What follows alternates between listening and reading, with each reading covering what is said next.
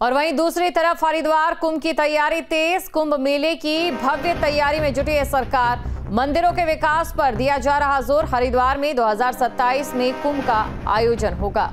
तो बड़ी खबर आपको बता रहे हैं, हरिद्वार कुंभ की तैयारी तेज। हरिद्वार कुंभ की तैयारी तेज। तस्वीरों में आप देख सकते हैं, देखिए 2027 को क्योंकि ये भव्य आयोजन होने जा रहा है और ऐसे में मंदिरों के विकास पर जोर दिया जा रहा है। खबर पर अधिक जानकारी के साथ महावीर सिंह नेगी जुड़ चुके हैं। महावीर, आपसे जानना चाहेंगे कौन से ऐतिहासिक कदम इस कुंभ के लिए उठाए जा रहे हैं? देखिए, जिस तरह से हमने देखा कि प्रयागराज में अभी महाकुंभ का आयोजन हुआ और दिव्य भव्य महाकुंभ था और उसमें तमाम तरह के जो बड़े नेता, चाहे संत हों या फिर वो सभी शामिल हुए थे। और वहां पर मुख्यमंत्री पुष्कर सिंह धामी ने ये घोषणा की थी कि जो हरिद्वार में 2027 में अर्ध कुंभ होना है उसको कुंभ के रूप में मनाया जाएगा। और उसको ही देखते हुए यहाँ पर कुंभ की तैयारियां एक तरह से शुरू हो गई हैं। लगातार प्रशासनिक जो अमला है वो तैयारियों में जुटा हुआ, बजट यहाँ पे बनाया जा रहा है, किस तरह की संसाधन यहाँ पे जुटाए जाए, वो सारी तैयारियां यहाँ की जा रही हैं। इसके अलावा जिस तरह से देखा जा रहा है कि क्योंकि धर्म नगरी हरिद्वार एक मंदिरों का शहर है, तो ऐसे में यहाँ के जो मंदिर हैं, बड़े प्राचीन मंदिर हैं, उनको किस तरह से और अच्छा किया जा सकता है, या तमाम तरह की जो यहाँ आने वाले श्रद्धालु हैं उनको किस तरह की सुविधाएं दी जा सकती है, ये तमाम चीजों के ये पर ध्यान केंद्रित हो रहा है और इनको लेकर योजनाएं बनाई जा रही हैं। जी शुक्रिया तमाम जानकारी को दर्शकों तक पहुंचाने के लिए।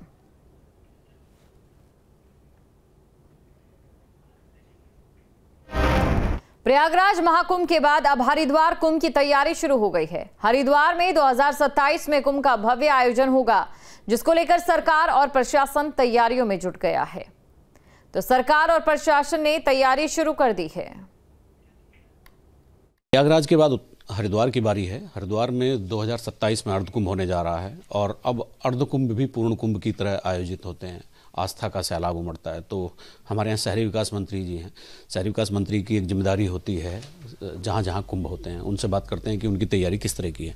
प्रेमचंद जी, अभी 27 बहुत दूर तो नहीं है और दिन तारीख लोग कहते हैं कि तारीख रखी और आ गई, तो क्या कर रहे हैं हम? देखिए, सबसे पहले तो मैं आपको बता दूं कि अब हम इसे अर्ध कुंभ नहीं कहेंगे, अब इसको कुंभ ही कहेंगे। और 2027 में हरिद्वार में होना है। और जैसा आपको मैं जानकारी भी दे रहा हूं कि अभी मैं प्रयागराज गया था, वहाँ के मेलाधिकारी, वहाँ के कमिश्नर और अन्य अधिकारियों के साथ मेरा बैठना हुआ था। यहाँ से भी हमारे अधिकारीगण गए थे, हमारे कुछ जनप्रतिनिधि लोग गए थे। हमने जानकारी ली है कि किस प्रकार की वहाँ व्यवस्था रही। बहुत अच्छी वहाँ की व्यवस्था रही, चाहे वो पथ पर स्ट्रीट लाइट की होगी, साफ़ सफाई की होगी, सुरक्षा की होगी, घाटों की बनाने की होगी, या जो सड़क और पुल के जो निर्माण हुए उसकी होगी। तो इन सब की हमने वहाँ पे एक तरह से जानकारी ली है।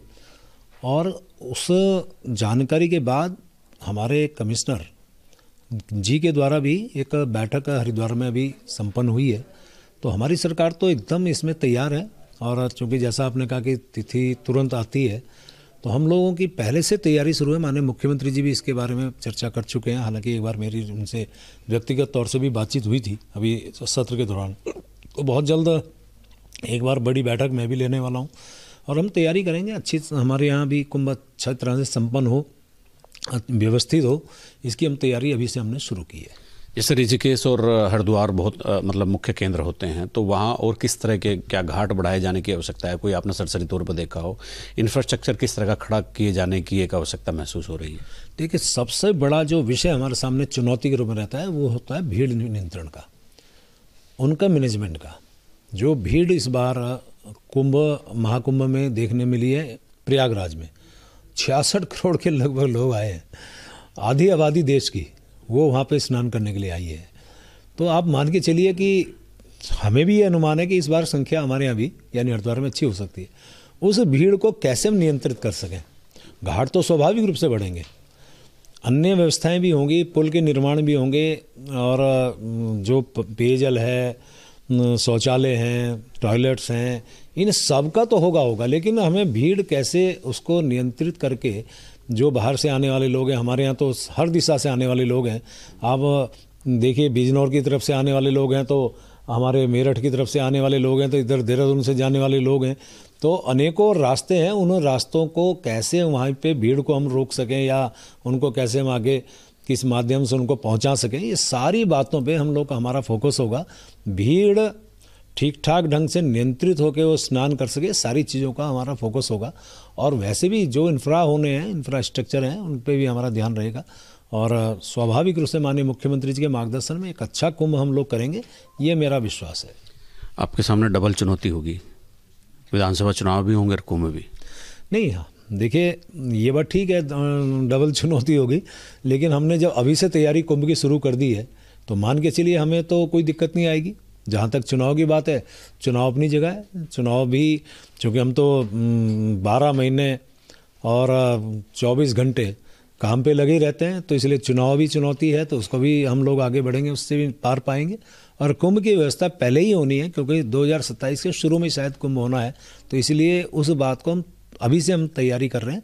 कोई दिक्कत आने वाली नहीं है, भगवान की कृपा होगी, माँ गंगा की कृपा होगी। हम तो वैसे भी देवभूमि के लोग हैं, उत्तराखंड वैसे ही देवभूमि है, तो यहाँ से सभी देवी देवताओं का आशीर्वाद हमें रहता ही है।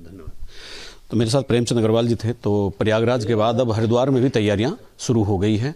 अर्ध कुंभ होना है, अर्ध तो अब शब्द ही हट गया है, कुंभ होना है 2027 में, और साथ ही साथ उस समय विधानसभा चुनाव भी होंगे। अपने सहयोगी कैमरामैन सोनी कुमार के साथ न्यूज़ स्टेट के लिए देहरादून से अजीत सिंह राठी।